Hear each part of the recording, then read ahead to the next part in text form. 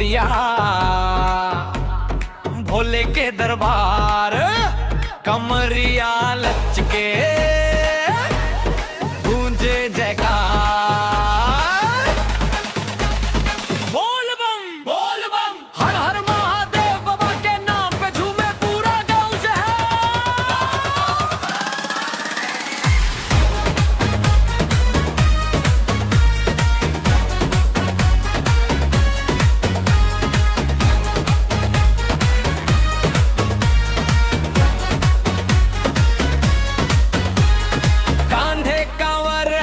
गंगा जल दिल में बसले भोले मिटे सब विकार। डमरू के ताल पे उठे कदमवार, सावन में लागे बड़ा त्योहार। डीजे बाजे धक बास करे धमाल, भोले के भक्तन में आ गईल उछाल।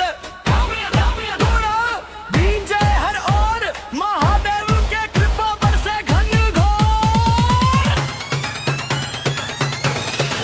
डीजे पे नाचे कंवरिया